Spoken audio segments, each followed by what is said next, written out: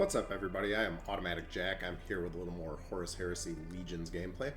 And today I thought I would demo a deck I've been kind of working on. I'm trying to find the right feel for this with Lucretia. So if you're not familiar with Lucretia, well, it would help if I could highlight her. There we go. So all infantry she plays costs one less. That is quite nice. Thinking about including some cultists, but for right now I'm doing a Solar Auxilia build. I think there are a couple cultists that could maybe buff this up if you guys have some good suggestions. I know that the guy who's a 1/3 who buffs everything when troops die. That's definitely one that I've been looking at. But if you have some good suggestions for other infantry troops especially, or just other troops generally that can help this deck, I'd love to hear them. She can also, for 2 energy, give 1/1 and heal 1 in addition to any friendly troop. So I've got a Crushing Power in here because it just seems like a really good utility card. And there's a lot of times when you got a big board and he puts out something that is going to just wreak havoc, and if you can just delay for another turn, then you can get some way to deal with it. Crushing Power is that way. It's very cheap, and that insta-stun on a troop is awesome. Got Kaiser in here because he's free, and he's a legendary that is free. He might stay on the board for a bit. You can play him turn 1, and if they can't remove him, then he is going to generate value. Got Auxiliary Primus. He goes great in Solar Auxilia decks. He is just going to pump out damage at the end of the turn. If you can get a big board and get a Primus out there, awesome. If you can get 2 Primuses out there on a big board, it is incredibly damaging. Forward section, again, with Auxilia, he buffs up, so a little bit of defense. We got some Lectitios because Lucretia has a very hard time drawing, so we need those to draw. One of the only non-Solar Auxilia troops we have in here, the Savitar Axiarch, who will help us just by buffing up our troops, and he's also very sticky. I mean, for 1 energy that he costs when you play him with Lucretia, he is a 2/2 for 1, Survivor 1, and buffs everybody else on the board. We try to build big boards. Crucial choice just because I have it now. I want to play it. It's fun. It's a fun card. You can get good stuff. Ensign Tudun, one of the new cards for Solar Auxilia. He is great because he has draw, and he potentially becomes a 4/3 for 2 in Lucretia's deck, because if I'm drawing a troop from my deck, if it's anything but an Axiarch, I think that is going to be big money, no ammies for us. So we're pretty much trying to draw anything but Savitar Axiarch. That's a hard thing to say. Got 2 Informant Networks for the stealth. Always trying to deal with stealth. Also just puts out that 1 damage across the board. That can sometimes combine with a Primus and just pump out some damage. Katsuhiro is awesome. I wish I had 2 of him. I don't, unfortunately. He is only a 2/2, but he buffs other Solars, and he's got a Survivor. Las Rifle section, phenomenal utility troop. Just puts out damage, is a decent body, and he only costs 2. Strategic Reserves, we got one of these in here for draw, and again, if we're drawing anything but the Axiarchs, they're going to get bigger when we draw them. Velataris, he's a fairly threatening troop at 3 energy, a 3/4 that can put out damage onto enemy troops. Great, awesome, love him. Vexillarius is highly vexing to the enemy because he is going to make your already cheap troops even cheaper. I mean, your troops just get incredibly cheap. The problem is, I think I may be going overboard on troops being cheap, but we will see. We will see. We've got 2 of the 45th section, a 4/5 for 4, great, with frontline, great. Theoretically, yes, they can deal their 1 damage to 2 random enemies. You don't use that all that often, but it can be helpful. The Eratan here is just for some direct damage. The Dracosan Transport is amazing with Lucretia because a Las Rifle section that costs 2 less means it costs 1. In other words, with Lucretia, it's free. So for 1 energy, this thing can create a free Las Rifle section in your hand. If it stays on the board several turns, Las Rifle sections is more Solar Auxilia troops. That is more for the rest of your stuff to buff. Marcus Valerius is the ultimate Solar Auxilia legendary. He is obviously very strongly meant to synergize with these guys. If he stays on the board a couple turns, he's just making your board invincible. And Defense Force is extremely annoying for the enemy to work against because it's not going anywhere once it's out. However, it costs 9, so it does have, limited utility, especially in the early game. That said, Vexillarius can reduce its cost. It could be an 8 when you play it. So, that's not the end of the world. You could even potentially buff it. meaning that, you know, it's then they got to kill it and then it's just going to come right back as a 6/6. So we are very, very early curved in this game. We don't dump all of our troops from hand early. We try not to, at least, because usually if you do that, you're going to have a very hard time drawing back. Let's see what we can find. Oh, great. All right, so we find Savitar right off the bat. Savitar is not our best matchup, let us say. We'll dump the Eritan. We'll keep the Secretariat Axiar because I don't want to draw it later. And I think we'll actually dump the forward section because he is not as useful until we have other troops in hand. Your army is nothing next to my will to win. We do have a means of getting troops on the board, though, so his passive ability gets shut down a little bit. Alright, so Recon Claw is going right out. Recon Claws is going to go. We cannot afford to have Recon Claws just clawing us in the face over and over and over again.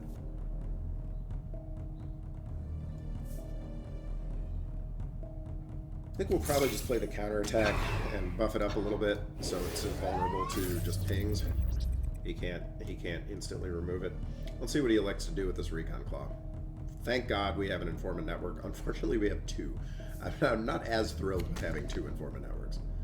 Let's see if he wants to... Yeah, he wants to flank it in, so he is going to remove that with terror. That's unfortunate.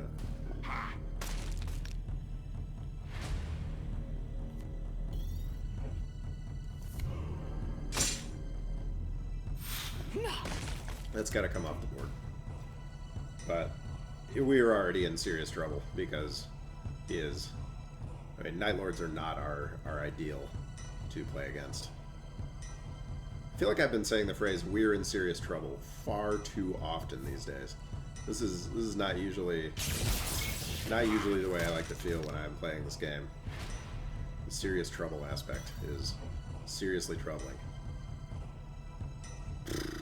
Well, I think we really have no choice here but to Las Rifle ping this and then Primus as well, because we're just, you know, in fact, we'll leave an Axiarch because we do have a lot of draw in our hand. Okay, so we do manage to kill it, thank God. We do manage to kill it. He can kill off the Auxiliary Primus, but it's something. It's something. He flanks in and removes our Las Rifle from existence and gets the Primus as well. Jesus. Painful. Painful stuff. The Tuden. I mean, I think we inform a network, kill his boy, and heal our boy.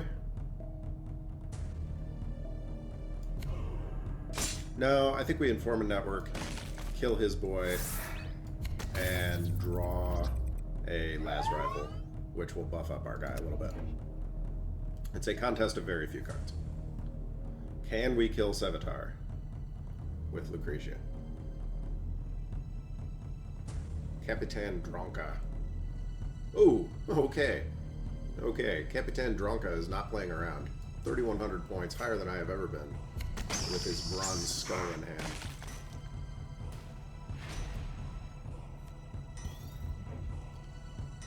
So, looking like Lectitio.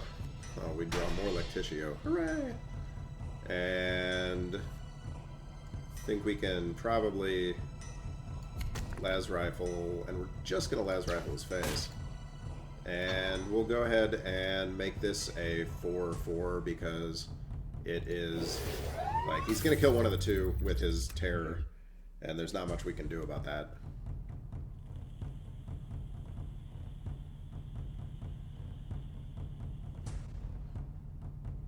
I have seen this deck work. I've gotten it to work decently often. I frequently use it as a put troops in play challenge deck, but it is not god-awful when it's trying to get troops to work, or trying to get things to, like, the game, you know, the game to work, the plan that we have to work. His addition of extra terror causers is a real problem for us, though, because we have very little way to work against this. Okay, we do get the Marcus Valerius. That's good. What's not as good is the fact that we have so little, and he has so much that is terror-causing. I don't think we really have many options here, unfortunately. We can get our forward section out, and we can buff something, but we'll buff that even further. But unfortunately, it is not ideal. We buff it at least out of terror range. That was the point of the buff.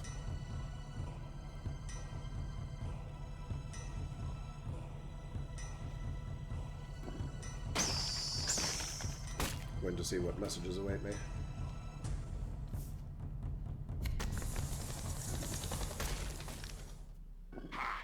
Yeah, we lack hitting power, alas. We lack hitting power. And that is really the end of the game, so we're not gonna bother playing that one out.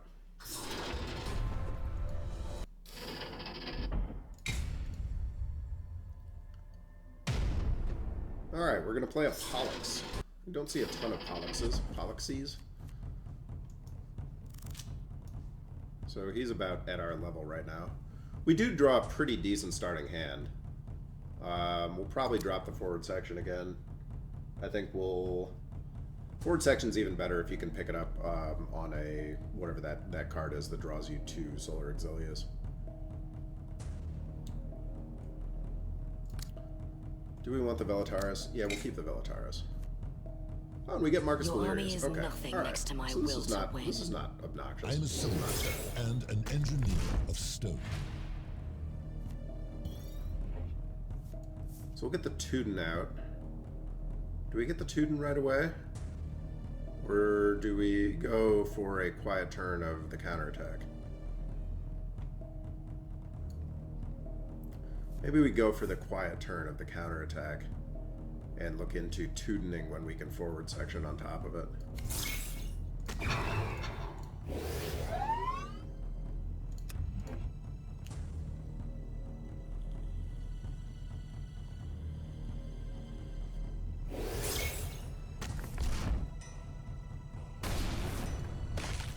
Okay, using the unit ability thing is really not that big a deal to us, because we were not really planning on doing that regardless. I think that... I know, there's a mouse in the wall. I know you hear that mouse, and I know it is incredibly interesting to you. We'll Tudun here, and then forward section to keep it alive. Because this will make the... This will make this big enough to kill his guy. And I think we actually want... Do we want to attack him? We probably don't. We probably want to preserve our health. The cat is staring hunched at the wall.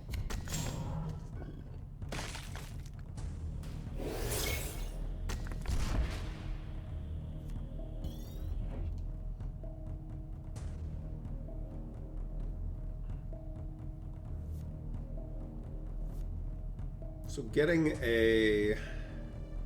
We don't have 5, so we can't realistically play big into anything here. And we don't want to just waste our guy hitting that. So we probably are going to want to hit our 3 health boy. Or potentially the Gyarados.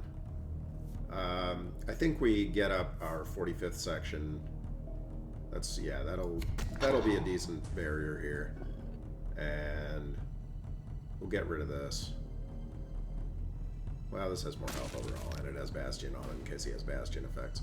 So we'll go ahead and do that, and we'll just leave it like it is.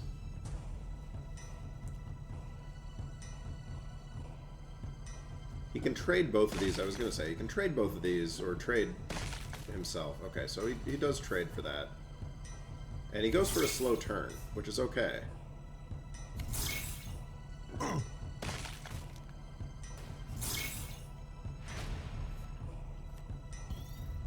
So this kind of gives us the opportunity to go for a somewhat of a setup turn.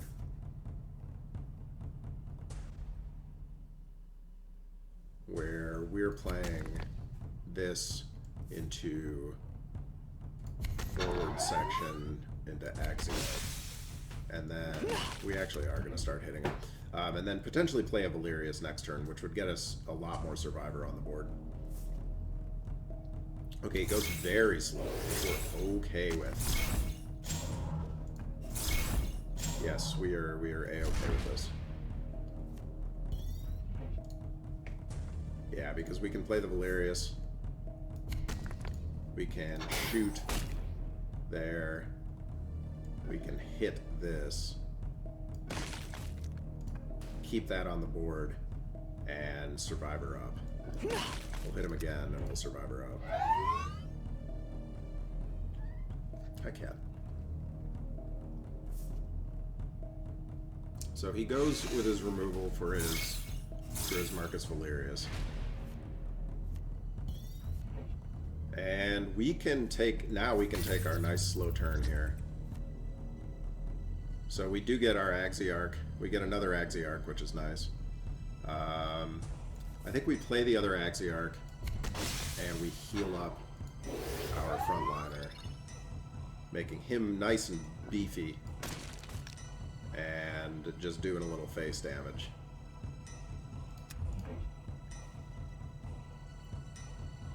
Yeah, Lucretia works well with wounded troops. I mean,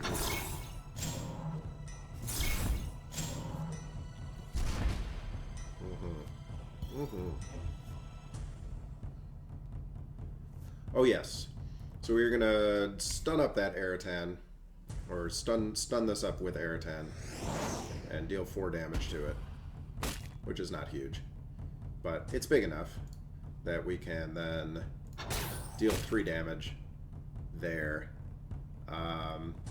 We can hit it with one of our Axiarchs, and then we can heal said Axiarch and buff him further. And we'll even go ahead and do a little more face damage.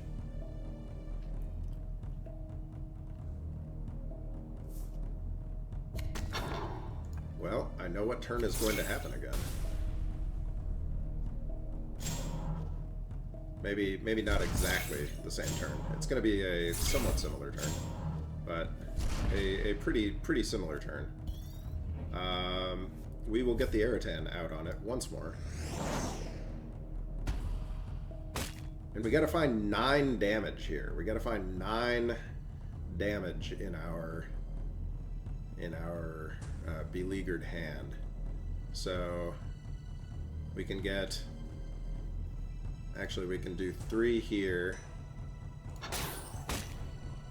We can then just drop this on our boy.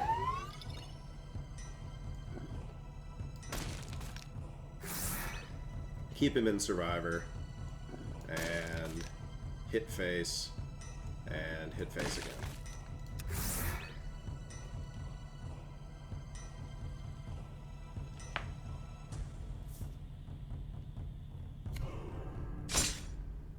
A painful turn. A painful thing to have happen. He does have a lot of frontline in this deck. He surely does.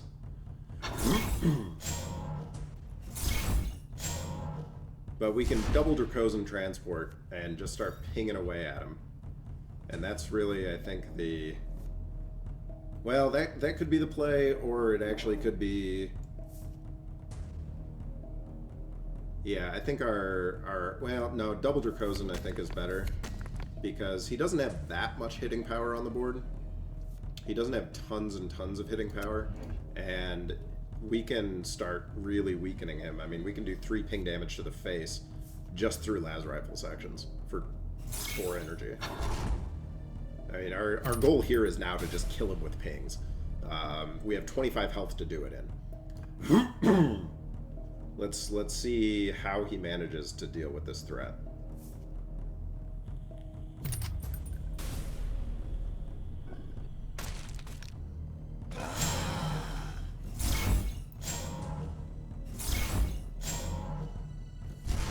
That's definitely a lot. It is definitely a lot. Can we kill him with pings?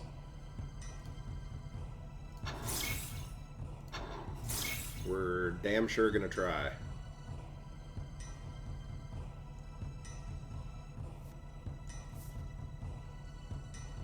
We'll get the 45th up.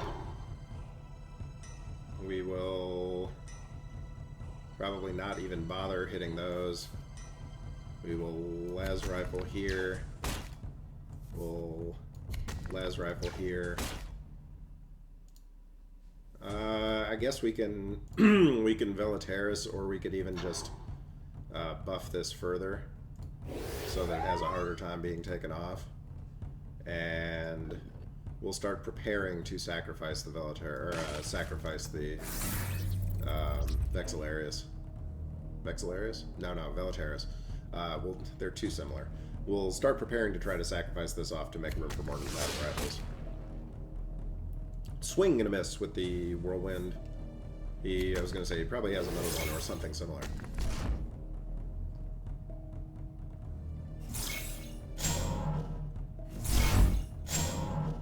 We just don't have a good way through that front line of doom. But we have something else. We have something else. Oh, yes, we do. We are going to just dump these guys just to get them off the board. So, Auxiliary Primus is definitely coming out. No question. We're going to dump this off. We're going to dump this off. We're going to create a las rifle. We're going to create another las rifle. And we're going to use las rifles to hit face. And we're going to use this ability and pray to God that it hits what we want it to hit. It does not. And then we'll go ahead and just buff this even further. Oh, let's see it. One more shot. We need one shot. Oh, there it is. Alright, so the weirdest victory that you will ever see with a Lucretia deck. A battle won with las guns, angry flashlights. All right, guys. Hey, this is a very short video, I know. I'll actually, before I go, I'll show you one ridiculous game from earlier. I was toying with my Alpharius deck, and we'll see if I can find that in there. Yeah, there's the Alpharius game. But like I said, I was trying to make a router on video, and the game just froze on me. Maybe I did not say that. But we'll take you through this weird replay with Alpharius. I've been toying with other warlords, not necessarily competitively, but so this Alpharius deck is all about the stun. I went ham on stun, and I think it kind of worked. It like a lot of Alpha Legion games, it was kind of a come from behind action. So, and I got very lucky with this false flag. That synergizes perfectly. Synergizes perfectly. We want all the stun we can get. We'll take random stun. Victory. True victory. And so we reveal ourselves immediately. Yes, I understand. There we go. Okay, so we have his chem munition guy, and we have no means of dealing with it. And immediately his chem munition guy is getting bigger. But we don't care that much about his troops getting bigger. We care more about the ability to spam things that are in our way, that are not worth stunning.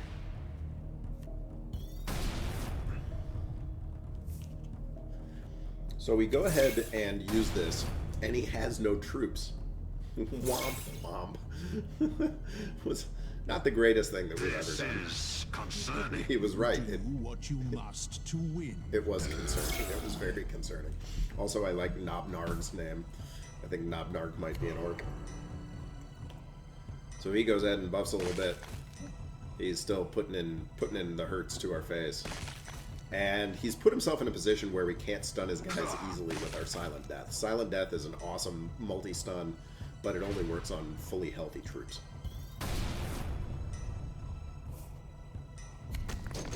So we go with the, instead, the next best thing, which is damage and stun. In this case, just the damage. Just the damage.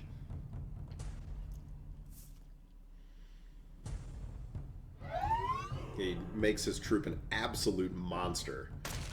This guy was not expecting, when he got out of bed this morning, to become a 5-6 or whatever craziness he was. But he ascended to the heights of Khorne and Nurgle both at once. Okay, so this time we actually get the card off and manage to, or we get it with our power, rather. We create an Asgard squad, which, as you will see, will come in handy for us. He is just going all in on this one Meldon squad. He's like, I'm going to make this guy the Meldon squad that every other Meldon squad in the game looks up to. This guy has done more damage than all of the Meldon squads ever put together. He Lectitios, which is kind of bad for us because it puts us at overdraw. I mean, that was a clever plan on his part. It does give him a lot of cards, though, and we have our magical harrowing. I did not see what we lost, but it turned out not to be important. We get our Seekers in position, ready to go. The Seekers can just pump out some stealth damage. And this time he actually has troops in hand. We know he did because we copied his Asgard squad. So we've got his Plague Marine queued up for stun. We assume that he's going to play that. He poisons his Effort Seekers, but as you see, we have a clever means of getting away from this. Yes.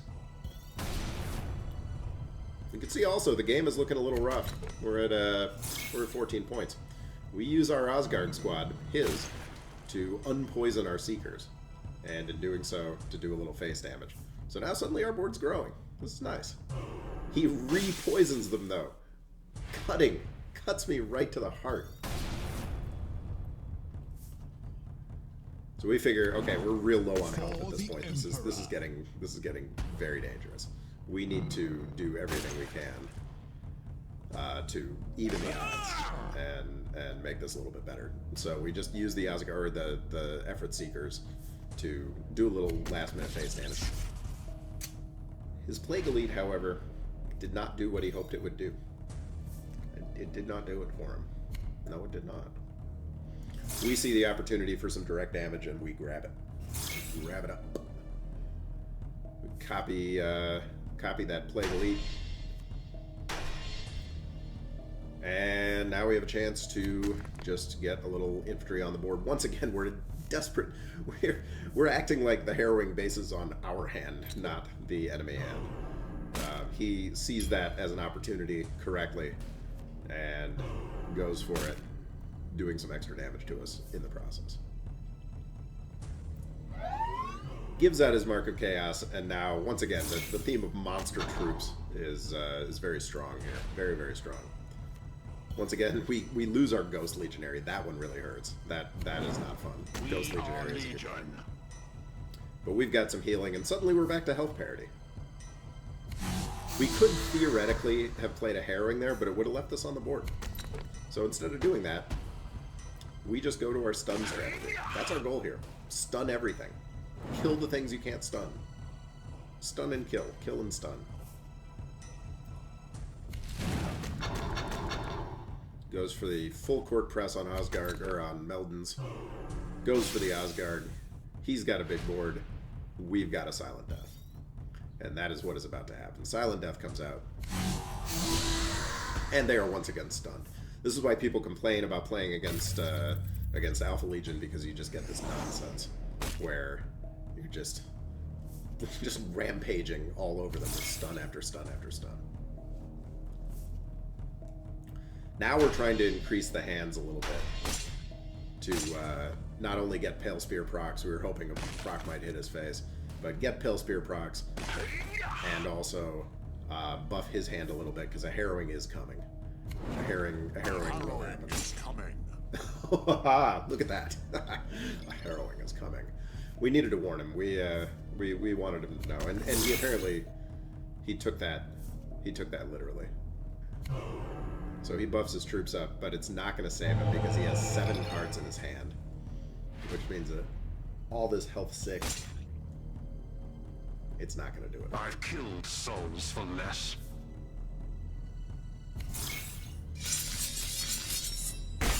Boom. There's a pretty decent harrowing. And we've got Crushing Power. Guess what? Plague Elite, 4th turn in a row, it is still stunned. He played that card, he has not been able to attack a single time with it. It can heal all he wants, doesn't matter.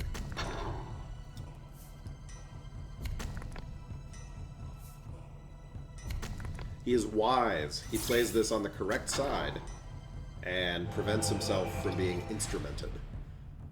Because my plan was just to instrument him and, you know, maybe deal some damage that way. So instead we re-stun the Plague Elite. Now it has just become, I'm going to stun the Plague Elite over and over and over again. That is all I want to do in this game. We do manage to draw up our second Harrowing, so now it's starting to look kind of okay, and it gets more damage out of the Sleeper Operative. The wall of bodies is getting bigger, but we don't depend on on hitting things, as you can tell. We are not a hit things kind of a faction right now. Grandpappy Nurgle comes out to play and gets even bigger. Alpha Legion does not care. Alpha Legion is just like, you know what? That's alright. I've got the instrument. And Plague Elite is stunned again. This poor card. Like, I feel so bad for this dude. It's like, I'm gonna get this good troop on the board. I'm gonna buff this troop. And then he draws the trap at the absolute worst time for him. Might have had me. Quite possibly would have had me. But instead draws the trap. He only had 4 cards left. I mean, it was getting very likely, but at the absolute best possible time for me, worst possible time for him, that trap comes out and saves the day. So there is just a taste of the Alpha Legion. If you guys have comments on this Lucretia deck, I would love to see them. I'll put up the Alpha Legion deck that I've been trying to work. It is not good so far. It is definitely not good. But this is the Alpha Legion deck that I've been working with, and I don't really know what to do with it. I'm not great at it. I got Alpharius relatively recently, and I have not had a lot of experience with them. These are the only legendaries I have for the faction, Seekers and Instruments. So I don't have Autolon Score with his smiling face. Oh, correction, I also have Pale Spear. I do not have Hurtado Bronzy with his trap duplicating abilities or some nonsense like that. We don't play trap decks anyway. I am of the Scuffy school of Alpha Legion, where I think the trap decks are kind of a waste. So if you have thoughts on these decks, either on this or the Lucretia deck that we played at the beginning, I would love to hear your thoughts. I would like to make this a competitive deck if I possibly can. I don't know if Solar Exilia's time has passed. It is tough with the 30 health Warlord, but I mean, part of the reason I made this channel was to get that feedback. Other part is to see numbers go up, so if you liked the video, I would love to see a like on the vid. I would love to see subscribe if you have not subscribed yet. Thank you for any and all comments. Thank you guys for watching these videos. It's awesome. It's fun to make them, and it is really, really fun to talk to you all in the comments. So have yourselves a good night, and this is Automatic Jack signing out.